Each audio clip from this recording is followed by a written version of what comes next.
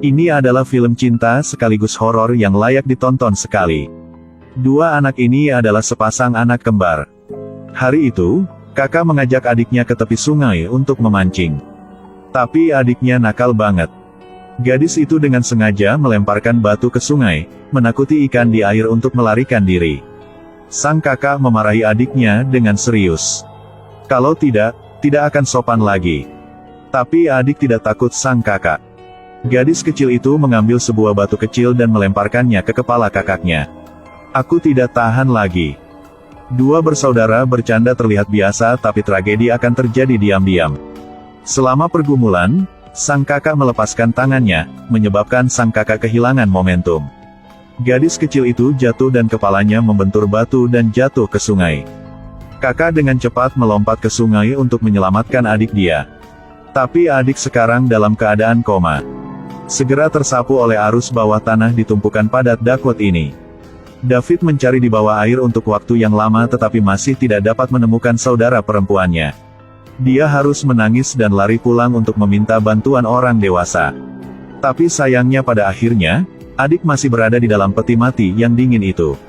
Melihat saudara perempuannya yang malang, hati David sangat bersalah. Jika dia tidak mengejar saudara perempuannya, tragedi ini tidak akan terjadi. Dia menyalahkan kematian saudara perempuannya pada dirinya sendiri. Begitu saja, David kehilangan masa kecilnya yang indah dalam penyesalan. Lebih dari 20 tahun telah berlalu dalam sekejap mata. David sekarang menjadi profesor psikologi. Dia juga seorang master dunia spiritual yang terkenal. Tetapi tujuannya adalah untuk mempelajari spiritualitas. Sekali lagi untuk membuktikan bahwa tidak ada setan dan malaikat di dunia ini. Dia mempertaruhkan nyawanya. Mengekspos scammers di depan orang banyak. Buku kisah-kisah spiritual negatif yang diterbitkan olehnya memiliki pengaruh besar di industri. Meskipun di matanya, semua hal spiritual adalah lelucon manusia. Namun selama 20 tahun terakhir, dia sering melihat siluet adiknya. Dia berpikir bahwa fakta bahwa dia melihat saudara perempuannya hanya karena dia sangat merindukannya sehingga dia berhalusinasi. Selama bertahun-tahun, di bawah usahanya, banyak fakta spiritual telah dipecahkan. Sehingga orang yang meminta bantuannya terlalu banyak untuk dihitung. Hari itu, sebuah surat yang meminta bantuan menarik perhatiannya. Wanita tua dalam surat itu mengatakan bahwa kastil tempat dia berada berhantu. Undang David untuk membantunya keluar dari sana. Namun, yang menarik perhatian David bukanlah hantu. Tapi kastil kuno tempat wanita tua itu berada.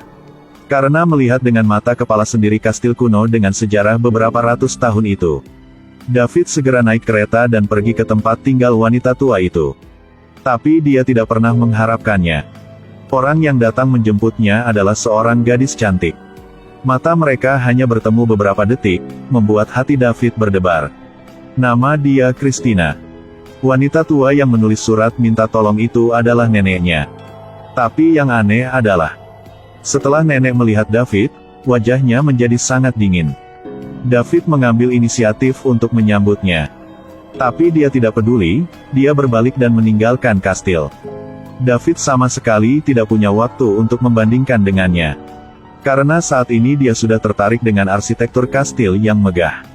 Untuk setiap item di sini, membawanya ke pelelangan, hanya akan mendapatkan uang untuk mengembalikan tangan yang lelah. Christina, setelah mengatur kamar untuk David, berbalik dan pergi. Sebelum pergi, senyumnya sekali lagi memikat hati David. Termasuk David, total ada 5 orang di kastil ini. Neneklah yang membutuhkan bantuan David. Christina, gadis dengan mata menawan. Kakak Christina yang selalu tersenyum misterius. Dan adik kecil konyol Christina. Yang perlu David lakukan sekarang adalah membantu nenek menangkap hantu. Tapi 3 Christina bersaudara mengatakan tempat ini benar-benar bebas dari hantu. Yang disebut hantu hanyalah nenek tua paranoid yang tidak sadar lagi. Tetapi David tidak setuju dengan apa yang dikatakan 3 saudara laki-lakinya. Pikir seseorang pasti bermain trik, dengan sengaja menyakiti nenek. Malam itu, gagang pintu kamar David tiba-tiba bergerak liar. Dia ingin membuka pintu untuk melihat apa yang terjadi. Tetapi tidak peduli seberapa keras dia mencoba, dia tidak bisa membuka pintu. Baru pagi. David memberitahu Christina tentang tadi malam. Tapi kata Christina, atau apakah saudara laki-lakinya yang bodoh melakukan kenakalan? Atau karena kejiwaan nenek bermasalah? Pikiran Christina tidak sesuai dengan pikiran David. David berpikir, jika tempat ini tidak ada hantunya, maka dia tidak punya alasan untuk tinggal lagi. Dia menasihati Christina untuk mencarikan psikiater untuk neneknya. Tapi wajah Christina tiba-tiba menjadi tegang, karena dia mendengar niat David untuk pergi. Melihat Christina begitu melekat padaku, David harus mencari alasan untuk tinggal beberapa hari lagi. Dua orang tersenyum pengertian. Jelas bahwa mereka sudah memiliki perasaan satu sama lain. Adegan di mana David mendorong Christina di ayunan benar-benar romantis. Malam itu, ketiga saudara Kristen itu pergi bermain. Hanya David dan nenek yang tersisa di kastil. Melihat nenek berbicara sendiri, melambai-lambaikan tangan dan kakinya di dapur. Jelas bahwa dia berdebat dengan orang di sebelahnya. Tapi sama sekali tidak ada orang di sekitarnya. David bermaksud menghiburnya bahwa tidak ada hantu di kastil. Tapi wajahnya menjadi lebih panik. Tepat ketika dia hendak memberitahu David sebuah rahasia, dia tiba-tiba merasa sangat tercekik sehingga dia tidak bisa berbicara. Rasanya seperti dicekik oleh sesuatu. Tunggu sampai nenek tenang. Dia tidak lagi bisa berbicara. Pada akhirnya, David masih belum bisa mengetahui rahasia yang akan diceritakan oleh nenek. Saat ini, seorang lelaki tua telah memasuki kastil. Dia mengaku sebagai psikiater yang diundang oleh Christina. Tetapi ketika nenek melihat dokter, wajahnya langsung berubah sangat panik. 10 menit kemudian, dokter keluar dari kamar nenek. Dia berkata tidak ada yang perlu dikhawatirkan. Minumlah sedikit obat penenang dan nenek akan merasa lebih baik. Orang tua itu pergi tidak lama kemudian. David tertarik dengan suara piano yang bergema di ruang buku. Christina dan saudara pergi bermain. Nenek pergi tidur juga. Jadi siapa yang bermain piano di perpustakaan? Karena untuk menangkap orang aneh ini, David mengertakkan gigi dan pergi ke perpustakaan. Tetapi begitu dia masuk, piano itu tiba-tiba dibungkam. Di ruang tamu tidak ada satu orang pun. Tepat ketika David merasa bingung. Meskipun David ditakuti oleh Christina yang nakal untuk sementara waktu, tapi karena keduanya segera jatuh cinta satu sama lain. Jadi adegan itu langsung berubah dari sensasional menjadi romantis. Di bawah sinar bulan yang cerah, keduanya tidak bisa menahan ciuman di bibir. Tetapi pada saat itu juga, David melihat sepasang kaki di bawah piano. Ketika dia membuka matanya lebar-lebar untuk datang dan melihat dengan jelas, maka orang itu tidak menghilang tepat di depan mata. Pemandangan ajaib ini membangkitkan rasa ingin tahu David. Tampaknya orang yang memainkan permainan itu adalah orang yang memiliki bakat hebat, trik-trik yang luhur. Jadi di bawah dorongan agresivitas, David diam-diam bersumpah di dalam hatinya. Pasti harus menangkap bajingan iblis palsu ini. Di hari-hari berikutnya, David dan Christina semakin bersemangat di kastil yang mengerikan ini. Namun kisah cinta mereka ditentang keras oleh kakak Christian. Saudara bahkan secara belak-belakan mengusir David dari kastil. Tapi David bersikeras itu. Sampai dia menyelesaikan masalah spiritual di kastil, dia tidak akan pergi. Hari itu, David dan Christina menunggang kuda mereka di pantai. Tiba-tiba hujan deras saat ini. Jadi mereka berdua bersembunyi dari hujan di kandang terdekat. Tapi baru saja mereka bercanda, tiba-tiba seorang wanita tua muncul. Ingin melihat ramalan? David benar-benar percaya pada sains. Tentu saja membenci penipuan ini. Tapi bagaimanapun juga David tidak akan mengharapkannya. Wanita tua itu baru saja membuka mulutnya dan menceritakan tentang ketidakbahagiaannya ketika dia masih muda. Tetapi ketika Christina menawarkan tangannya kepada wanita tua itu, dia menolak. Apa yang ingin saya katakan? Anda sudah tahu semuanya. Begitu saja, David dan Christina sama-sama kagum dengan wanita tua itu. Christian kemudian mulai bertanya dengan rasa ingin tahu tentang keadaan David saat kecil. Maka Daud membuka hatinya. Ceritakan kisah tentang saudara perempuannya yang malang yang meninggal dunia. Lihatlah tatapan David yang patah hati. Untuk sesaat, Christina tidak tahu bagaimana menghiburnya. Dia membawa David ke tempat ibunya dulu pergi ketika dia masih hidup. Ketika dia berusia 14 tahun, sayangnya orang tuanya meninggal di India.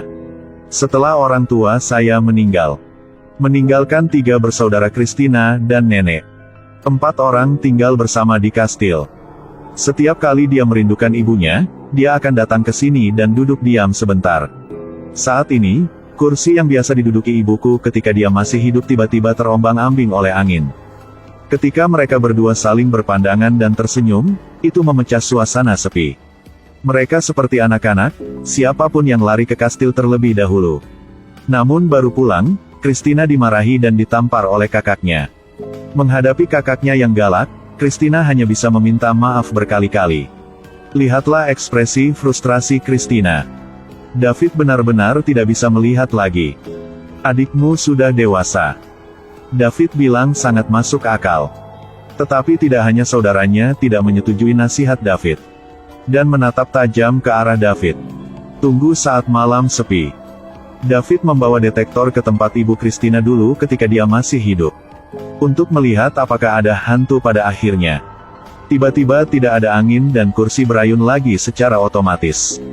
Segera setelah itu, angin puyuh yang sangat aneh muncul. David mengikuti angin yang berputar-putar ke tepi danau. Tetapi angin yang berputar-putar tiba-tiba menghilang di permukaan danau. Dalam sekejap mata, badai muncul, guntur dan kilat menyambar. David didorong ke danau oleh angin kencang. Dia terbungkus seikat rumput bebek di dalam air, tidak bisa keluar. Tepat ketika dia akan membahayakan nyawanya, Christina muncul tepat waktu untuk menyelamatkan hidupnya. Setelah naik ke darat, David terus bersikeras bahwa dia terjerat dengan dakwat di dalam air. Tapi saudara laki-laki Christina bilang tidak ada gulma di danau ini. Kemudian David melihat seorang gadis kecil berbaju putih di tepi danau. Setelah dia konfirmasi berkali-kali dengan Christina dan saudara, baru tahu bahwa hanya dia yang bisa melihat gadis itu. David dengan tegas mengatakan bahwa dia didorong ke danau oleh seseorang. Baru saja selesai mengatakan Christina sangat tidak bahagia. Karena di sekitar sini hanya tinggal keluarganya. Jelas bahwa David curiga terhadap saudara laki-lakinya. Melihat kemarahan Christina, David buru-buru menjelaskan. Dia tidak bermaksud meragukan saudaranya Christina. Akhirnya, di bawah kata-kata manis David, Christina memaafkannya. Namun kejadian aneh tidak berhenti sampai di situ. Malam itu, pintu kamar David dibuka perlahan. Angin keruh yang dingin membangunkan David. Pada saat ini, nenek tiba-tiba muncul. Dia memohon pada David untuk membawanya keluar dari kastil ini. Ketika dia baru setengah jalan berbicara, dia diseret oleh kekuatan misterius. Sampai David melihat bahwa kakinya tidak menyentuh tanah. Dia baru saja mulai percaya bahwa kastil ini benar-benar berhantu. Tunggu sampai dia ikut keluar. Nenek sudah lama menghilang di koridor gelap. Jadi dia pergi ke kamar nenek. Namun, nenek sedang tidur nyenyak di tempat tidur sekarang. Siapa wanita tua yang terlihat persis seperti neneknya sebelumnya? Semakin David memikirkannya, semakin merinding. Keesokan harinya, dia menemukan koran hilang di sudut kanan tempat sampah di loteng. Sudut yang hilang ini terlihat seperti seseorang sengaja memotongnya. David yakin pasti ada rahasia di tikungan ini.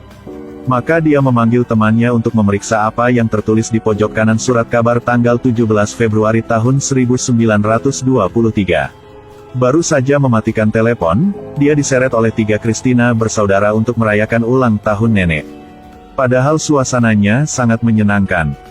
Tapi wajah nenek entah kenapa begitu serius. Sambil bermain petak umpet, David bersembunyi di gudang di dapur. Tempat ini juga dianggap cukup rahasia di kastil besar ini. Tetapi Christina tidak menyia-nyiakan usahanya untuk menemukan David. Ini sekali lagi membuktikan bahwa 2 orang spiritual cocok satu sama lain. 2 orang dengan 4 mata saling memandang tidak bisa menahan pelukan dan ciuman. Keesokan harinya, David menerima balasan dari temannya. Ternyata pojok kanan koran itu adalah laporan otopsi Ibu Christina. Berdasarkan artikel kemudian menunjukkan, Ibu Christina tidak harus meninggal di India. Itu karena saraf. Jadi dia melompat ke danau di depan gerbang kastil untuk bunuh diri. David sekarang menyadari bahwa dia telah ditipu oleh Christina. Jadi dia bertanya pada Christian mengapa berbohong padanya. 3 bersaudara mengarang kebohongan bahwa orang tua mereka meninggal di India. Itu karena kami tidak dapat menerima kenyataan bahwa ibu saya bunuh diri. Mengapa ibu bunuh diri? Seperti kata Christina, sejak kematian ayahnya, ibunya mengalami depresi berat. Jadi pada akhirnya tragedi seperti itu terjadi. Ucap Christina sambil menangis. Tetapi David tidak menghibur Christina. Sebaliknya, dia terus bertanya siapa orang pertama yang menemukan jasad ibunya. Christina marah pada ketidakpeduliannya. Kenapa kamu tertarik dengan orang mati? Itu menjijikkan. Kamu harus ke dokter. Nenek adalah orang pertama yang mengetahuinya. Apakah kamu puas? Sampai Christina meninggalkan ruangan. David menyadari barusan bahwa dia tidak peduli dengan perasaannya. Dia pergi ke kamarnya, berniat untuk menghiburnya. Tapi di kamar tidak ada satu orang pun.